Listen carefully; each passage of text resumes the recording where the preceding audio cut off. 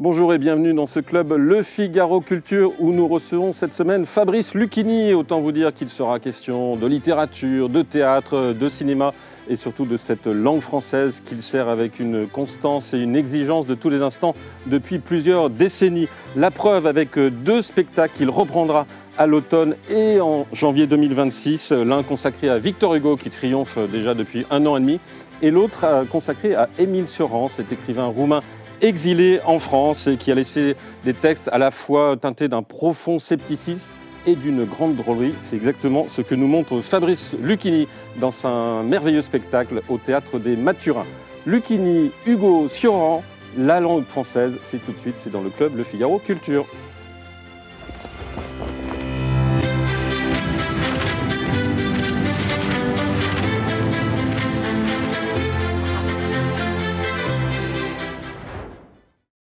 Bonjour Vincent Trémollet de Villers, vous êtes directeur adjoint de la rédaction du Figaro, dont vous êtes aussi un des éditorialistes. Vous êtes aussi éditorialiste sur Europe 1, vous êtes aussi l'animateur des rencontres du Figaro, Salgavo, la dernière avec Kamel Daoud en hommage à Boualem Sansal, toujours emprisonné en Algérie. Vous êtes aussi un grand lecteur, un grand admirateur de la littérature française, notamment de Proust et Céline. Vous aviez d'ailleurs consacré des Figaro hors-série remarquables à ces deux auteurs il y a quelques années. Vous avez aussi dirigé aux éditions Talendier un livre où vous aviez demandé à des écrivains, des penseurs, des philosophes, des journalistes de commenter des grands textes de pensée politique, de Platon à Solzhenitsyn, en passant par Tocqueville, Peggy, que vous connaissez bien, Fabrice Lucchini, ou Simone Veil. Et c'était justement Eugénie Bastier, votre voisine, qui s'était chargée d'évoquer l'œuvre de Simone Veil dans ce livre. Eugénie Bastier, vous êtes rédactrice en chef au Figaro. Vous vous occupez notamment de cette magnifique page champ libre, de cette rubrique. Et quand vous n'écrivez pas pour Vincent Trémollet de Villers, vous écrivez aussi des livres, La guerre des idées ou La dictature des ressentis, il y a quelques mois. Tous les deux, vous avez un point commun, outre le fait de travailler au Figaro, c'est de faire partie des 300, 350 spectateurs qui ont eu le privilège de voir le nouveau spectacle de Fabrice Lucchini, L'art du portrait. Selon Cioran, c'est tous les mercredis soirs dans la petite salle des Mathurins. Donc n'essayez pas de venir ce printemps, c'est plein, évidemment. Mais ça reprend au mois d'octobre, novembre, décembre et même janvier 2026 dans une salle un peu plus grande de 450 places. Fabrice Lucchini, merci infiniment d'être parmi nous, de venir parler de ce spectacle que vous avez construit à partir d'un livre de Cioran qui s'appelle L'Anthologie du portrait, où il reprenait des textes signés Tocqueville, Saint-Simon, Madame de Genlis ou Madame du Deffand, avec une magnifique introduction. Et c'est ces textes-là que vous avez repris en les mélangeant évidemment au célèbre syllogisme, de l'inconvénient d'être né. De l'inconvénient d'être né. Et ses cahiers surtout. Et ses cahiers, j'avais parlé. Et ma première question, c'est cette chose assez étonnante. Vous avez commencé ce spectacle alors que vous n'aviez pas encore fini de donner celui sur Victor Hugo. Donc vous aviez d'un côté peut-être le plus grand écrivain français, en tout cas un des plus grands écrivains français, dans une salle immense de plus de 1000 places. Oui. Et le lendemain, dans une toute petite salle de 80 personnes, un auteur qui, il faut bien l'avouer, n'est pas très connu du grand public, Émile Cioran. Oui. Est-ce que cette gymnastique était quelque chose d'indispensable? C'est-à-dire qu'à un moment donné, quand on se frotte à Victor Hugo, vous étiez venu en parler d'ailleurs, Vincent était là, on a besoin d'aller chercher quelque chose de plus modeste?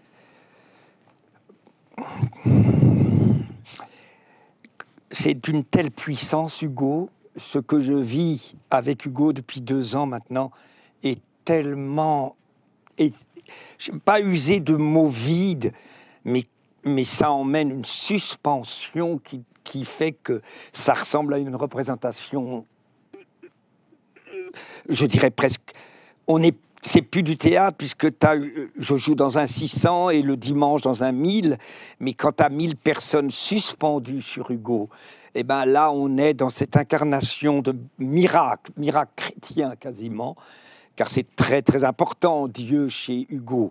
Même s'il ne s'est pas soumis au rite catholique, ni protestant, mais c'est tellement immense que, bon, ça fait 2 ans que je le joue, je vais le jouer encore au moins 1 an ou 2.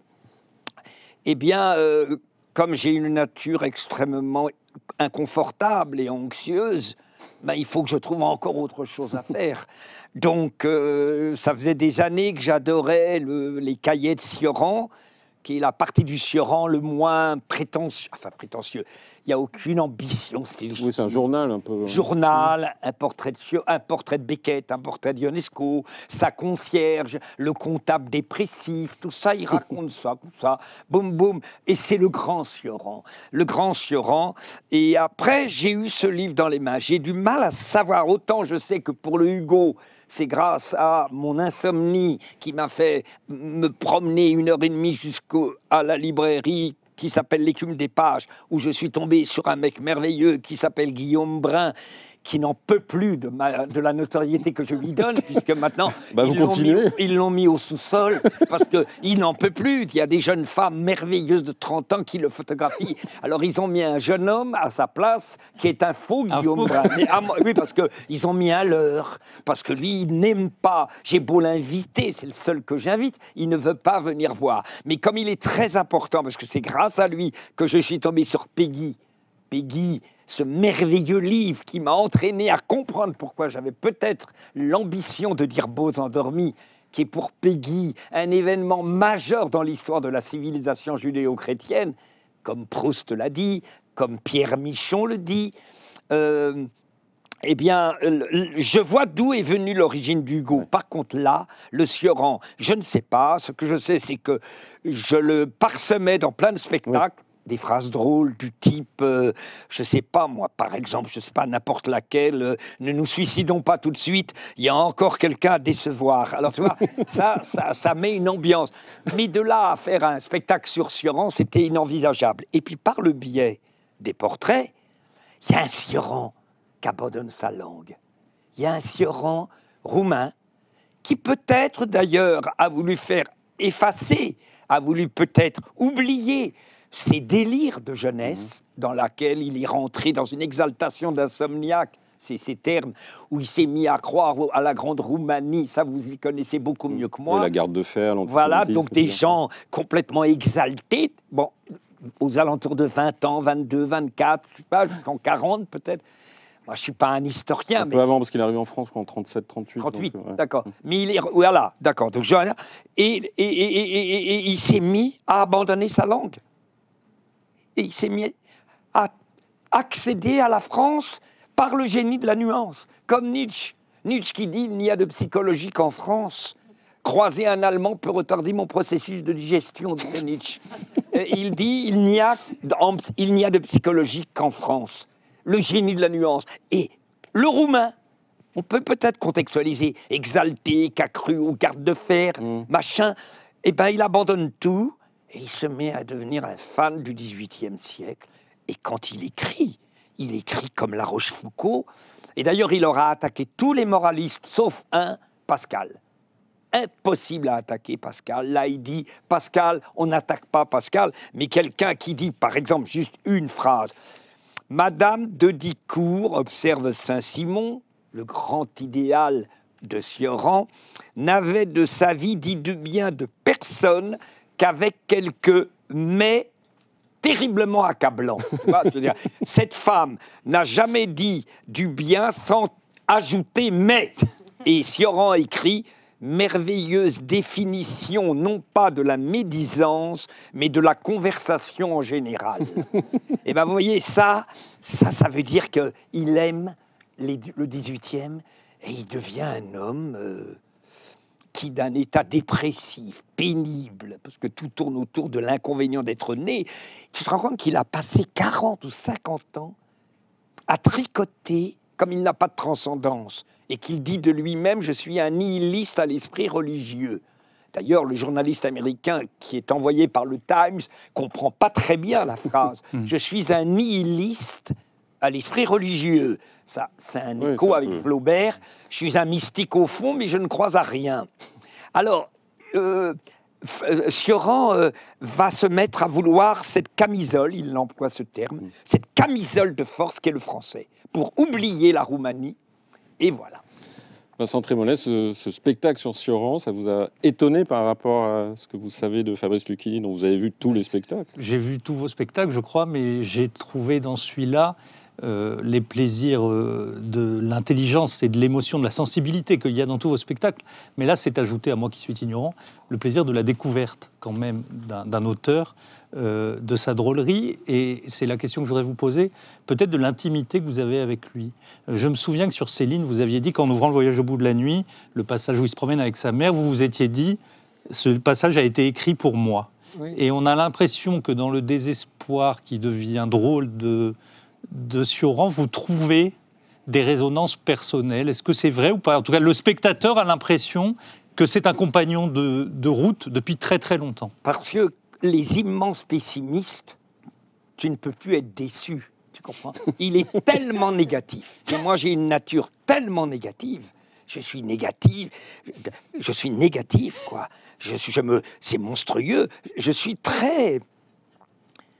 pas du tout, moi qui ai beaucoup lu Nietzsche, je n'ai aucune qualité nietzschienne. Je suis dans le ressentiment le plus absolu.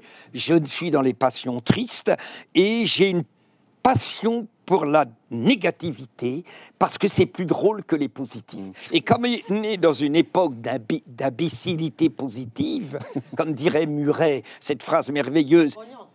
À mon avis, il a dit « Ils ont fait de nous tous, des déambulants approbatifs. » Alors ça, tu comprends, c'est sublime. Nous sommes des déambulants. C'est-à-dire que vous avez remarqué, on erre par groupe et tout le monde adore ce qu'on leur montre. Ils admirent n'importe quoi et on est ahuri. Puis maintenant, bon, on ne va pas revenir là-dessus parce que là, on est arrivé dans le grand degré bon, voilà. Donc... Et donc l'anomalie, c'est Victor Hugo, qui est un optimiste, un lyrique. Vous avez remarqué que j'ai pris le Hugo dépressif, quand même. Pas que. Oui, mais le début. La perte de l'enfant. Oui, bien sûr. Léopoldine. Il est poignant, oui. Et là, je suis obligé de vous rendre hommage. Ça vous gêne? Bah oui, parce que je n'aurais jamais trouvé la fin de mon Sioran si vous n'étiez pas venu me faire un interview. Et là, je vous ai pas dit que j'étais un nihiliste à l'esprit religieux, mais je vais le raconter aux auditeurs, puisque je le dis tous les soirs au théâtre. C'est vrai que Jean-Christophe Buisson vient à la gentillesse de venir dans ma petite maisonnette, enfin maisonnette quand même, hein, ma maisonnette à Montmartre, mais dans le Montmartre très populaire, à côté de Saint-Ouen, mais qui exagère un peu. Mais en tout cas, vous êtes venu... Quelques centaines de mètres, quand même. Oui, je suis dans le vrai 18e populaire. Non, parce que... Voilà, oui, non, mais vous n'êtes pas dans le 18e bobo, voilà. Je confirme. Oui, vraiment. C'est là que je suis né. Je suis né rue Ramet. Et alors, en partant, je voulais aller me laver les mains. Je lui dis, Jean-Christophe, ouvrez à n'importe quelle page. Il ouvre mes cahiers qui sont constamment sur la table. Et il voit écrit, noir sur blanc, une phrase très bête de Sioran. Parce que Sioran, je l'adore, mais il y a quelques moments, il y a des pauses, il y a du génie, enfin du génie, peut-être pas. Je ferai une parenthèse, vous savez, et après je reviens à l'histoire, parce que moi, il faut que je fasse gaffe. Mais vous connaissez la merveilleuse phrase de Mallarmé sur Rimbaud. Mallarmé écrit « Rimbaud, ce passant considérable ». Ce passant considérable. Alors, Sioran, c'est pas un passant considérable, c'est un piéton badaud métaphysique qui va tellement mal qu'il erre entre la place Sulpice, le Luxembourg, et comme une... et il aime les anecdotes. Alors ça, c'est une chose que j'adore. Il n'est pas anecdotique, mais il adore les anecdotes. Et... t'as vu, je reviens à mon truc. Je vais aux toilettes me laver les mains. Et je lui dis, ouvrez le livre, Jean-Christophe. Et il tombe sur une phrase bizarre de Sioran qui dit « Ce matin, j'ai visité la maison de Victor Hugo, place des Vosges. Je n'ai aucune envie de savoir pourquoi rien ne m'intéresse dans cet homme, ni son œuvre, ni sa vie. » Je dis « Merde, c'est extraordinaire. » Mais j'ai la fin de mon spectacle parce que j'étais pas prêt encore à ce moment-là. Parce que, évidemment, qu'il ne peut pas accepter ce... C'est bizarre, lui qui a analysé tout, qui passe son temps à essayer de comprendre qui il est, juste une phrase pour donner l'ambiance, vivre, c'est perdre du terrain.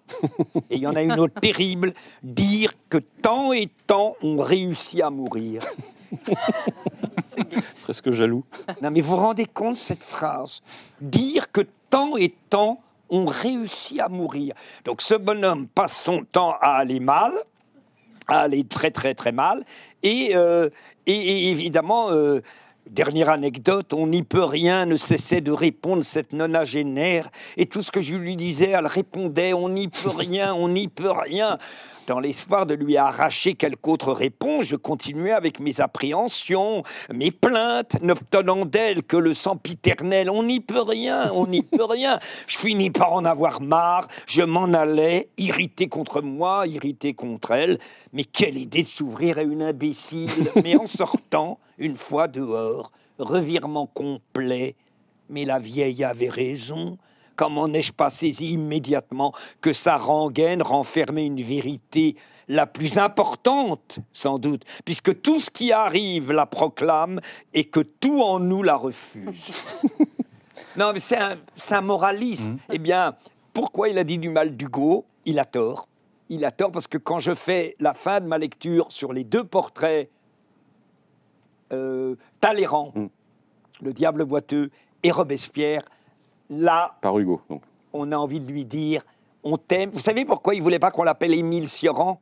Parce que Émile, il pensait que ça faisait apprenti coiffeur. Ouais. Alors moi, je suis bien placé pour vous dire que c'est vrai qu'on m'a changé de prénom, parce que je m'appelais Robert et qu'on m'a mis Fabrice, parce que la bourgeoisie trouvait que Robert était vulgaire, parce que c'est une bourgeoisie peu cultivée, pas comme nos lecteurs du Figaro qui savent qu'il y a Robert de Saint-Lourd, il y a plein de Robert sublimes. Robert de Montesquieu. Non, ça veut dire que Robert et Émile sont des prénoms d'apprentis coiffeurs. Oui. Oui. Et donc, il a plus voulu qu'on l'appelle Émile Cioran, et il a voulu qu'on l'appelle Cioran. Et quand on lit ces 2 portraits d'Hugo, enfin, je ne pourrais pas jouer l'un sans l'autre.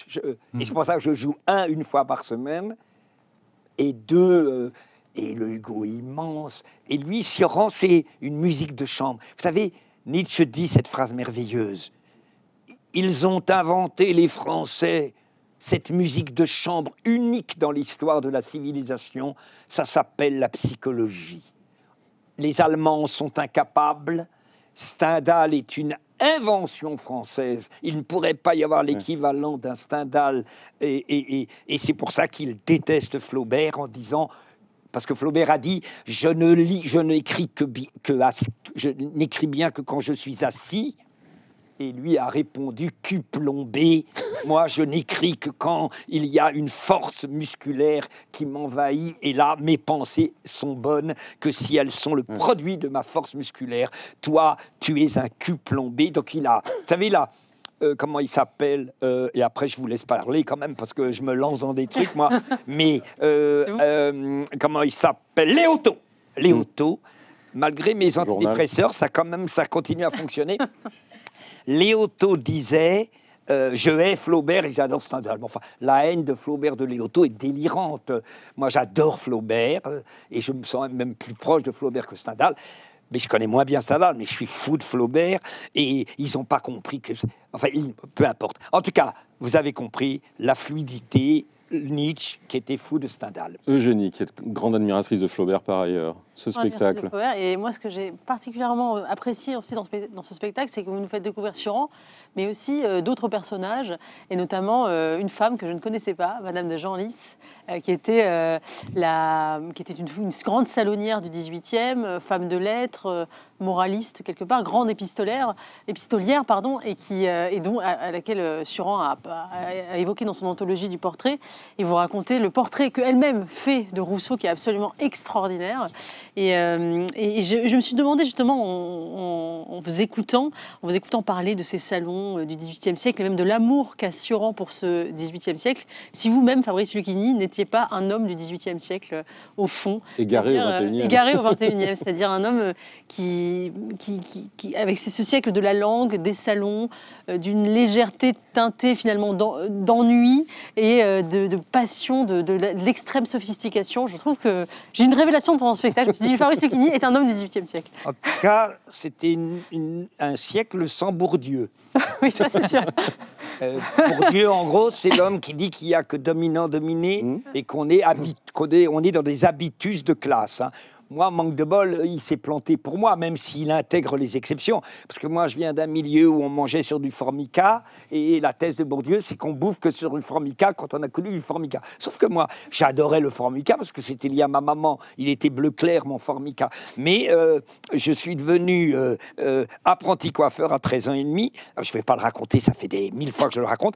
Et puis un jour, on a demandé à Jean d'Ormesson, mais vous êtes né avec une cuillère dorée dans la bouche, et tandis que Lucchini, sa maman était femme de ménage, ce qui est vrai, et je viens d'un milieu extrêmement simple et modeste, avec l'amour que je porte à ma mère, parce que c'est elle qui m'a emmené, pas dans n'importe quel salon de coiffure, elle a trouvé l'avenue Matignon, comme si elle avait compris qu'il fallait un transfuge de classe très vite. Au lieu de m'emmener tout de suite où j'habitais, c'est-à-dire rue Ramet, pas loin de la Goutte d'Or, elle s'est dit non, je vais l'envoyer dans le 8e, près du Figaro, et je vais même faire une confidence. Elle a été femme de ménage dans le bureau d'une grande plume du Figaro. Et j'en fais pas une...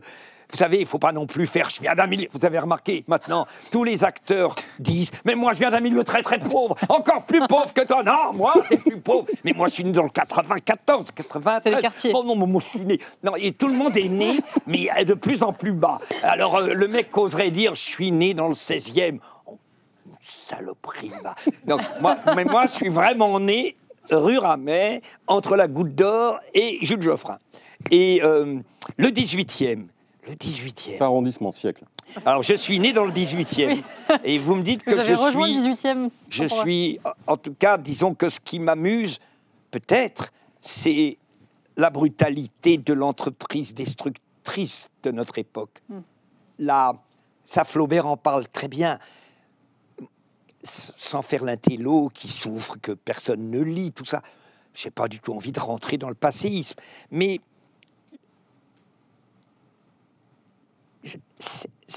cette promenade même pour venir ici au Figaro, je ne vais pas revenir à mes thèmes obsessionnels, mais comment ça se fait que toute l'énergie psychique est absorbée par ces portables? Toute l'énergie. Alors c'est certainement qu'à Madame du Défend, il y avait de la conversation. D'ailleurs, il le dit, le siècle, il parle exactement de ce que vous dites, Eugénie. Le siècle le plus français est certainement le 18e. C'est le siècle devenu univers, c'est le siècle de l'intelligence en dentelle, de l'artificiel agréable et beau. C'est aussi le siècle qui s'est le plus ennuyeux. C'est aussi le siècle qui s'est le plus ennuyé, qui a eu trop de temps, qui n'a travaillé que pour passer le temps. Ce qui est merveilleux, c'est qu'il écrit admirablement. Mais vous savez, quand vous parlez à un mec dans la rue, alors qu'est-ce que tu fais? Oh, je vais à la piscine, il faut bien passer le temps. Tu te dis, mais c'est un philosophe, ce bonhomme. Grâce à Sioran, c'est ça le génie de Sioran, c'est que la banalité de notre quotidien devient une porte ouverte à la métaphysique, au néant, au rien, à Dieu, à l'absence de Dieu. Et il dit de Madame du Défend, et j'ai caressé ce merveilleux labrador, et Madame du Défend est une femme, alors je reparlerai de Madame de Genlis, est une femme qui a perdu la vue à 50 ans. C'est une femme merveilleuse. Et elle était tellement admirable et intelligente que Voltaire a écrit d'elle « l'aveugle la plus clairvoyante que j'ai rencontrée ». Et pourquoi il aime autant cette femme? Et après, je reviens à Madame de Genlis, parce que...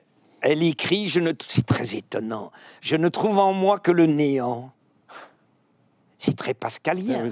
Je ne trouve en moi que le néant, et il est aussi mauvais de trouver le néant qu'il serait en soi, qu'il serait heureux d'être resté dans le néant. Donc c'est des gens, Sioran, ça te fait marrer, mais ils aiment le néant, ils auraient voulu pas en sortir. C'est très étonnant comme position dans la vie. Qu'est-ce que tu fais? J'aimerais revenir au néant. Et toi?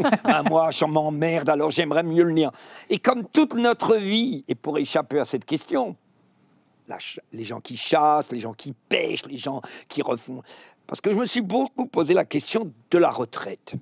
Comment les gens gèrent la retraite? Comme on va pas dire le mot gérer parce que c'est pas beau. Mais comment les gens négocient la retraite? Alors le premier mot, c'est les enfants, les petits-enfants. On dirait que ça les rebooste complètement.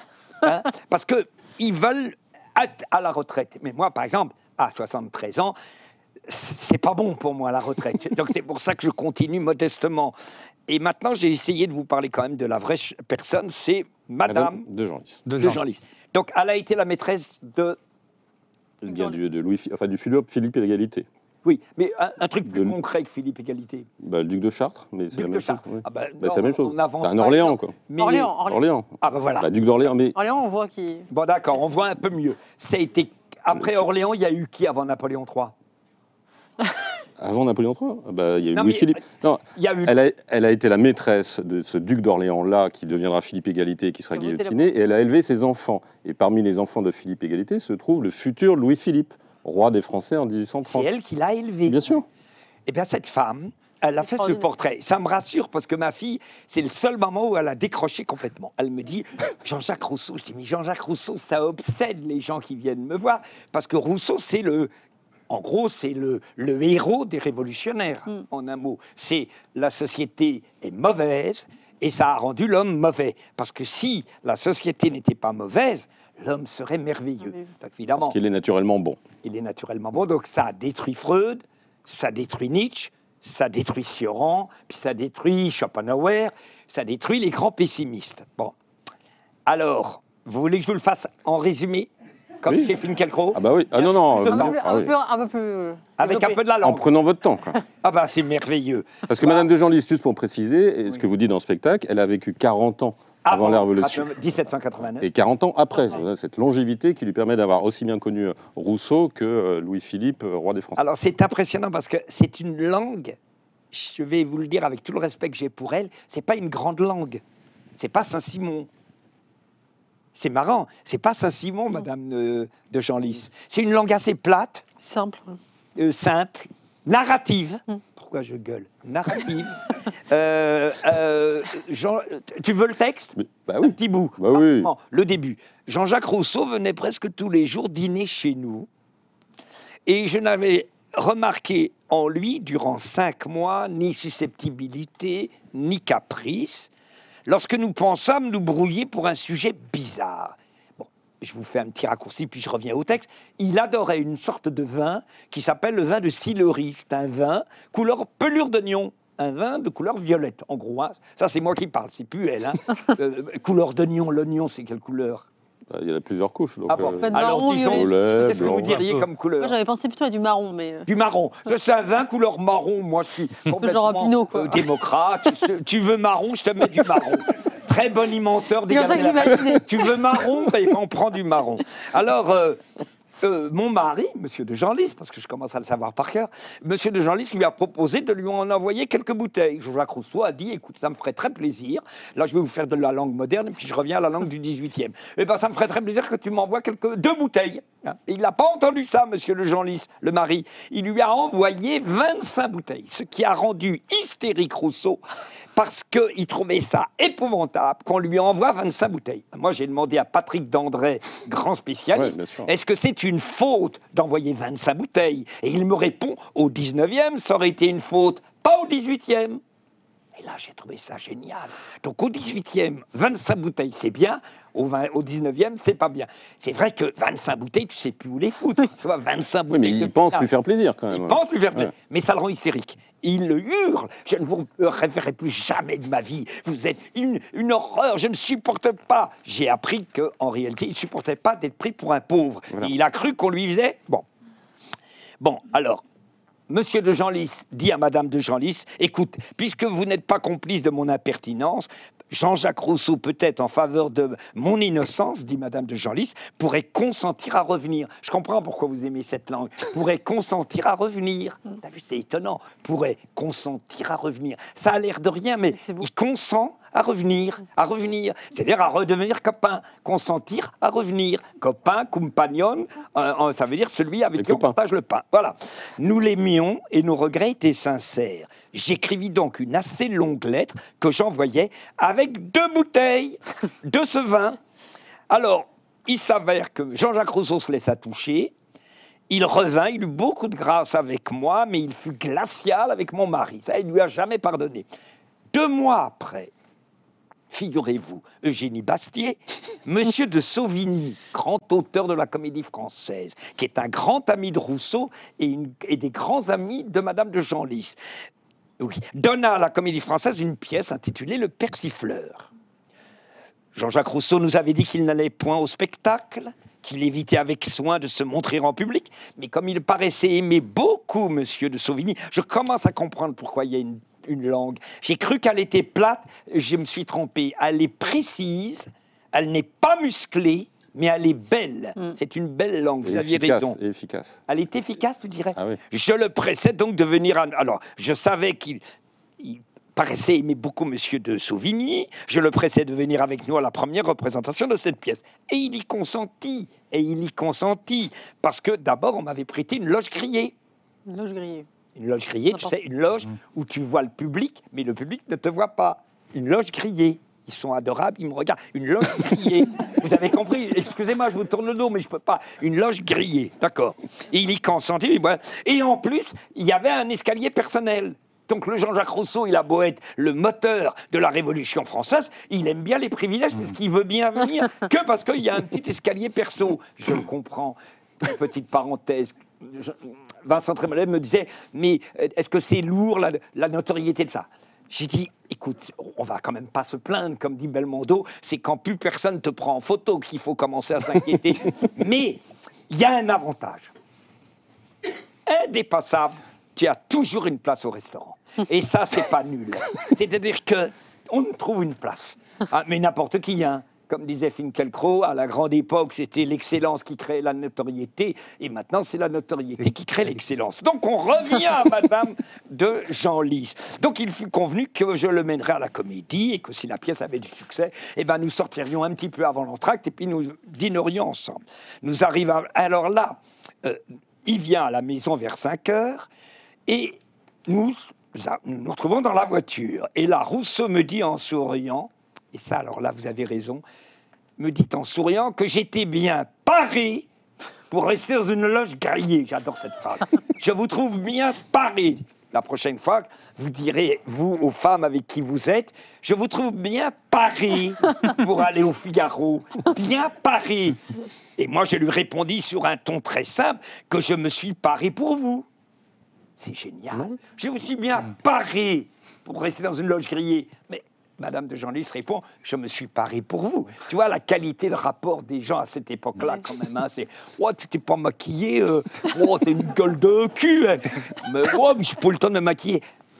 Enfin, l'appareil, c'est se mettre une fleur dans les cheveux, par exemple. Eh bien, alors, il le dit, cette parure, t'as vu, paré, t'as bien paré pour rester dans une loge grillée. Ben, je me suis paré pour vous. Ma parure consistait à être coiffé comme une jeune personne. J'avais des fleurs dans les cheveux, enfin, j'étais mise tout simplement. Bon, nous arrivons à la Comédie, là je vous passe les détails, et là, la première chose que fait Madame de Genlis, pour être en cohérence, elle baisse la grille pour que personne ne le voie. Et là, comme un fou, il l'empêche de baisser la grille, et il commence à se battre. Et tellement il se bat que tous les gens dans l'orchestre disent « Regardez, il y a du bordel de ce côté-là. » Bon. Et puis arrive le début, avant le début du spectacle, elle dit, bon, ne l'énervons pas, surtout qu'il dit, moi je ne veux rien, je me placerai, dit Jean-Jacques Rousseau, derrière votre mari, je ne veux rien d'autre. Et la découverte, elle s'aperçoit que pendant la représentation, Jean-Jacques Rousseau, entre les deux, fait un regard vers le public. Et là, Madame de Genlis dit, mais vous êtes fou. On vous a reconnu, mon Dieu, on vous a reconnu. Pas du tout, dit Jean. Et on entendait, il y a Rousseau, il y a Jean-Jacques Rousseau, vous avez vu, il y a Jean-Jacques Rousseau. Bon, heureusement, ça se tait, le spectacle commence, c'était merveilleux, et la phrase est merveilleuse, on leva la toile, le spectacle commença, je ne fus plus occupé que de la pièce qui réussit complètement, écoutez cette phrase qui plaît à Eugénie, on demanda à l'auteur à plusieurs reprises. Enfin, son succès n'eut rien de douteux. C'est merveilleux. Ouais. Son succès n'eut rien de douteux. Bon, les gens, ils vont se dire, qu'est-ce que ça veut dire douteux? Non, ben, Il n'y a aucun doute sur son succès. Faites un effort. Nous sortîmes de la loge. Jean-Jacques, excusez-moi, je ne vous regarde pas, mais je suis avec vous. C'est comme dans les tables avec Victor Hugo, je suis en présence avec vous. Nous sortîmes de la loge. Il avait une tête, sa figure était sombre à faire peur. Je lui dis que l'auteur devait être bien content, que nous allions passer une jolie soirée. Ça se passe très mal. Le mari veut le laisser passer pour qu'il rentre dans la voiture de Madame de Genlis. Et là, tout d'un coup, Rousseau, sans répliquer, fit la révérence, nous tourna le dos et disparut. Monsieur de Sauvigny, qui est un mec génial, parce qu'il passe son temps entre les Genlis et Madame et Rousseau. Ouais. Monsieur de Sauvigny, qui en plus de sortir sa pièce, quand même à la Comédie Française, comme ils n'ont pas de portable, il ne peut pas dire « Eh ben alors Jean-Jacques, qu'est-ce que tu déconnes ou quoi? Qu'est-ce que t'as fait, Jean-Jacques ?» Et là, il est obligé d'y aller, parce qu'il n'y a pas de portable. Donc ça l'occupe. C'est merveilleux. Oui. Et plus on aura de la modernité, plus les gens seront face à notre néant, à notre vide, comme le dit machin. Donc le lendemain, Monsieur de Sauvigny, chargé par nous d'aller à l'interroger sur cette incartade, fut étrangement surpris lorsque Jean-Jacques Rousseau lui dit avec des yeux étincelants de colère qu'il ne me reverrait plus jamais de sa vie. Parce que je l'avais mené à la Comédie que pour le donner en spectacle, pour le faire voir au public comme on montre des bêtes sauvages à la foire. Monsieur de Sauvigny répondit d'après ce que je lui avais conté la veille que j'avais voulu baisser la grille.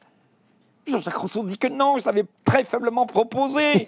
Mais je lui dis aussi qu'une loge grillée, une loge prêtée n'est pas une loge de choix. Il lui dit... Vous ne pouvez pas m'accuser puisqu'on m'a mis dans cette loge, mais c'est pas à moi. Et il n'entend rien. Il dit vous êtes des... Enfin, il dit pas vous êtes des merdes, mais il dit je vous merde, vous êtes des merdes, cassez-vous, en langage contemporain.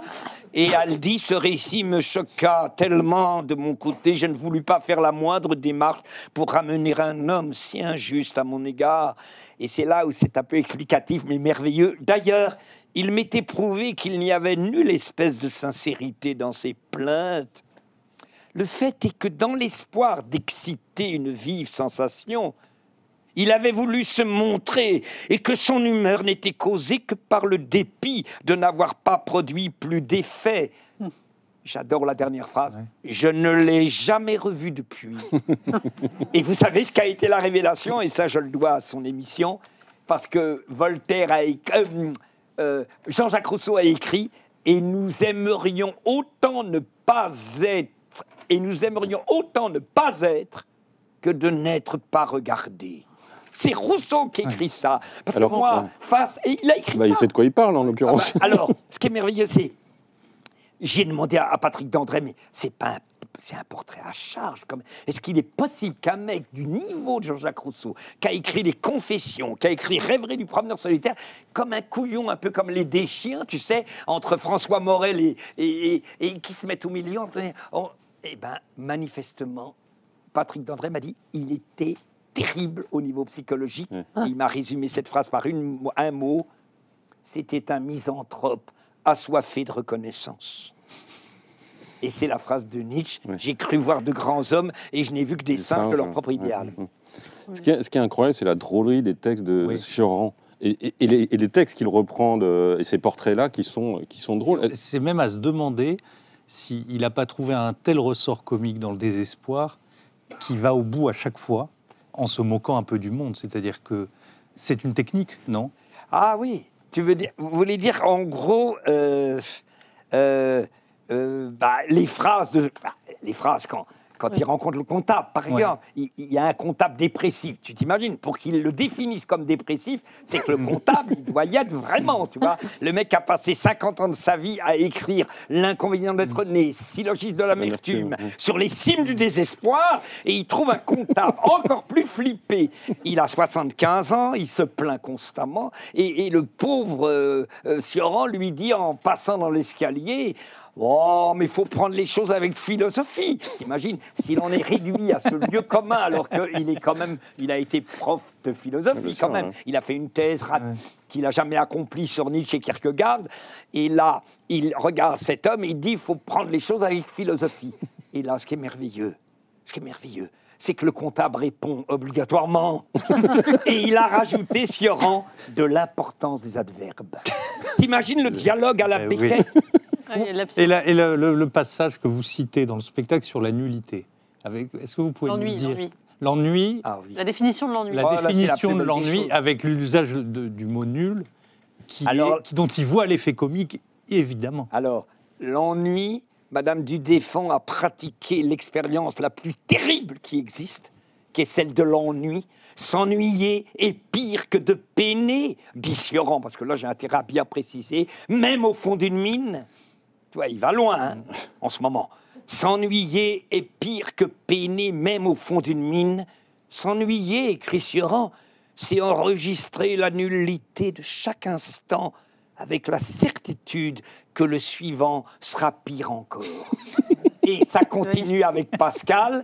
Rien n'est si insupportable à l'homme que d'être dans un plein repos, sans passion, sans affaires, sans divertissement. Il sent alors son néant, son abandon, son insuffisance, sa dépendance, son vide. Incontinent, des cons qui m'ont dit incontinent, tu crois qu'il fait pipi? Mais incontinent, c'est un terme sublime de Pascal. Incontinent, il sortira du fond de son âme l'ennui, le chagrin, le dépit, le désespoir. Mais c'est pour ça que jamais Sioran a attaqué Pascal. Mais c'est assez beau, hein, le mot ennui. Elle a tellement connu l'ennui, Madame Dudéfend, et l'ennui, c'est enregistrer. Pourquoi il y a des portables?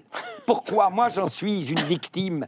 Parce que le portable est une réponse illusoire, mais assez efficace dans la seconde, où, à la seconde où tu dis « s'ennuyer, c'est enregistrer la nullité de chaque instant », boum, t'as le portable, tac, tac, tac. Tu vois une femme qui danse comme ça, après, boum, t'as Cahuzac qui dit « ouais, Marine a déconné ». C'est plus t'en es, Cahuzac, Marine Le Pen. Après, t'as James Bond qui fait le bougoulou. Après, t'as Mélenchon qui dit « c'est scandale qu'on l'attaque ». Après, t'as une femme qui dit « moi, yoga, toujours, je n'ai plus de sangle abdominal ». Après, tu passes encore plus loin. Et puis, t'as une chanteuse qui dit « j'étais un homme, mais maintenant, je suis vraiment un transgenre ». Donc, tu sais plus. Et puis, parce que s'ennuyer, c'est enregistrer la nullité de chaque instant, et avec la certitude que l'instant suivant sera pire encore. Et le portable, c'est la manière tragique dont ils nous ont niqués. Parce qu'ils savent qu'à travers ça, pendant quelques secondes, on va... Et c'est pour ça que quand vous venez au Figaro, il n'y a plus une personne qui marche normalement. Alors moi, ma compagne, mon épouse m'interdit de mettre le portable en marchant parce que des fois je lui dis « Tiens, j'appellerais bien Maxime Quatroux ». Non, pas dans la rue, Fabrice. Parce qu'elle me limite. Je serais prêt à donner des coups de fil comme les cons, moi. Et en stéréo. Alors, Maxime, tu vas bien? Et t'entends, ouais, mais ça va. Et t'entends. Et surtout quand je suis au premier étage du Flore, les étrangers, c'est pire. Je parle des étrangers riches, hein, qu'on m'attaque pas, que la France insoumise ne m'attaque pas. Les étrangers riches, ceux qui sont là, ah bah eux, ils mettent en stéréo, hein. Comme ils se font chier tellement à errer comme des déambulants approbatifs, et ben on entend, c'est déjà du Japon, ils se répondent. Et puis ils mettent le Flore comme ça, la petite tasse. Moi,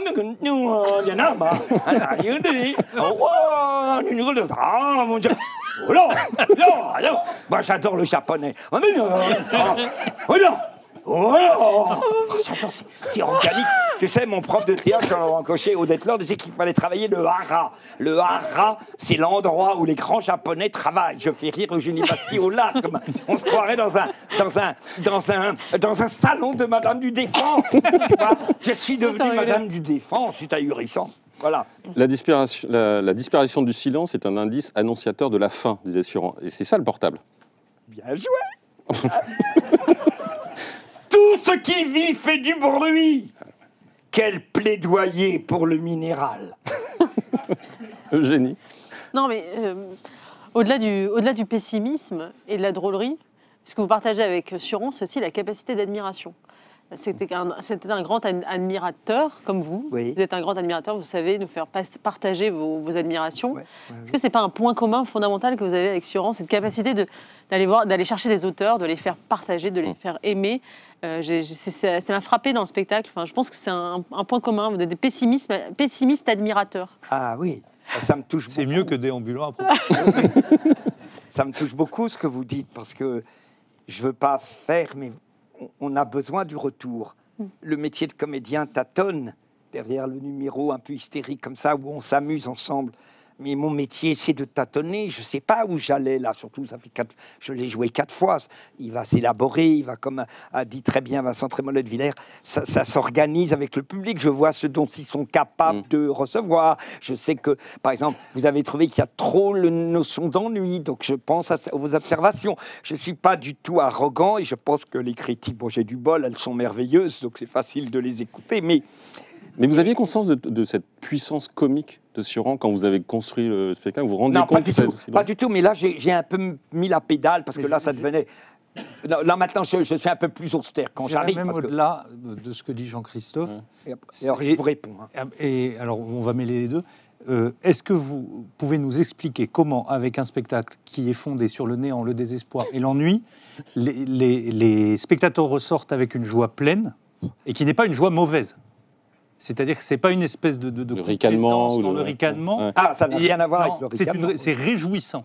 Alors que Sioran soit réjouissant, c'est pas évident au départ. Eh bien, intrinsèquement, il est réjouissant. Regardez Vincent, et après je réponds, parce que Eugénie, quand même, je ne vais pas mettre de côté ce compliment, parce qu'il me touche énormément. Et je vais essayer de répondre. Je vais répondre à Eugénie, je vous réponds tout de suite, Vincent. C'est l'homme politique. C'est l'heure de vérité, un peu, tu sais. François-Henri de Virieu. Je vous réponds directement. Vous savez... les yeux dans les yeux, Fabrice. Les yeux dans les yeux. Je n'ai jamais... Bon, alors... Non, mais je l'aime beaucoup, moi. Je ne juge pas les gens. Je sais même que je l'ai croisé Cahuzac et j'ai été lui serrer la pogne. Il n'en revenait pas que quelqu'un lui dise bonjour. Moi, je ne suis pas un censeur. Il n'y a pas marqué proviseur. Ce n'est pas mon métier de juger les gens. Mais écoutez ça et après, je vous réponds. Et là, c'est normal que ça fasse rire. 2 heures du matin, dit Sioran, 1966. J'ai dîné chez des amis à Montmartre. La concierge faisait le service. J'ai parlé tout le temps comme un hystérique pendant 4 heures. La concierge a dit à la maîtresse de maison, quel homme intéressant. Là-dessus, j'ai dit à la maîtresse de maison, je veux l'épouser. La concierge, qui est mariée, m'a lancé un regard nostalgique en partant. Ça s'appelle sans commentaire. Qu'est-ce que tu veux que je te dise ? C'est une nouvelle en... Vous savez, après je vous réponds oui. Alors, s'il admire, et juste très rapidement, j'ai encore 1 minute. Mais oui. D'accord, puis on fera plus long que d'habitude. Bah oui. Oui, parce que Eugénie Bastier, Vincent Trémollet et Jean-Christophe Buisson réunis avec un public d'une qualité. Je vous le dis, vous n'avez pas payé, donc j'ai aucun intérêt. Vous êtes venus gratos. J'ai mon monsieur à qui je pense beaucoup avec le Labrador, et je pense à vous. Je voulais vous dire qu'à un moment, il rencontre Beckett. Et après, je vous réponds, Eugénie. Le mec qui n'arrête pas de dire je vous réponds, mais il ne répond jamais. Je vous réponds, Eugénie. Je vous répondrai, monsieur Georges Marchais. Le marxisme est un échec. Non, pas du tout. Les Russes sont très heureux. Oui, oui. Alors donc, écoutez-moi bien. Il va errer dans la rue. Et tout d'un coup, vers minuit, il rencontre Beckett. Ils sont très amis. Il a le privilège d'être ami intime de Beckett. Et alors, ils rentrent dans un café, ils parlent de choses et d'autres, de leurs enfants, tu vois, des gens normaux. Parce que Beckett détestait. Quel est votre projet stylistique? Alors là, il se barrait. Lui, il parle des gosses, le gaz, comment tu as ouvert le chauffage, tout ça. Et alors, à un moment, Beckett dit à Sioran, mais comment ça va le boulot? Alors l'autre dit, bah, ça va de plus en plus mal, parce qu'à force de lire les hindouistes, le bouddhisme zen et le taoïsme chinois, et ça a une vertu anesthésique. Parce que je n'arrive plus à créer, parce qu'ils disent toutes ces philosophies orientales veulent anéantir le moi. Et je suis tellement déprimé que j'en suis arrivé à me convaincre de ce que j'ai écrit, dit Sioran. Je suis devenu mon propre disciple. Alors ça va très mal. On dirait du Raymond DeVos. Alors ça va très mal. Et alors en sortant, vous savez ce qu'il fait ? Sioran dit, en sortant, je devais avoir l'air pitoyable. Parce qu'en sortant, Beckett m'a tapoté 2 fois l'épaule. comme si on tapote à quelqu'un qui est au bout du rouleau en disant « c'est pas si grave, tu vas t'en sortir ». Qu'est-ce que j'ai l'air désarmé pour qu'il ait pensé qu'il fallait me tapoter 2 fois les épaules. Alors l'admiration, j'aime en Sioran ce badaud douloureux, curieux, qui parle à n'importe quelle personne. Alors, s'il y a un point commun entre Sioran, deuxième période où il parle français, c'est d'avoir senti la métaphysique dans les anecdotes, dans le quotidien. Il va pas bien. Il va pas bien. Un jour, il est place Saint-Sulpice et il y a un film qui se tourne. Et alors, il regarde. Tu vois, j'adore l'idée qu'il n'a pas de but. Parce qu'il est insomniaque. Donc, il y a un film, il est minuit, il s'arrête. Il n'a pas de but, c'est pas un homme affairé, il n'a pas 3 portables, tac, tac, tac. Alors rendez-vous à 14h30, tac, tac, tac, oui, d'accord, on branche l'Amérique, d'accord. Enfin, il a une compagne qui l'attend quand même. Alors là, c'est le Simone mystère Bouet. absolu, on va y revenir. Et il regarde le film, il voit un CRS qui dit à un pote, au bout de 8 heures d'avoir vu la même scène pénible, on dira la merveilleuse phrase de Johnny Hallyday sur les roches, ça aussi c'est très intéressant parce que c'est très sioranesque, Oui. eh bien... Parce que c'est pascalien surtout. Et figurez-vous que le CRS dit, moi je te dis, il dit ça à son pote. Après ça, jamais, tu m'entends, jamais je mettrai 1 franc pour aller voir un film. Il voit la même scène répétée. Et si on continue, on pourrait dire de ça pour tout. On pourrait dire de ça pour tout, tout ce qu'on a de tout ce dont on a découvert les dessous. Cependant, les gynécologues aiment, les désespérés font des projets et les nihilistes vont en vacances. Qu'est-ce que tu veux? Alors, s'il y a point commun, c'est qu'il est vide, il est perdu, et on lui tapote l'épaule. Et moi, je ne suis pas autre chose que quelqu'un à qui on pourrait tapoter l'épaule. Derrière ce côté hystérique, je suis comme Sioran. J'ai besoin qu'on me tapote l'épaule. Et c'est le public qui me tapote l'épaule. Et ce point commun avec Sioran,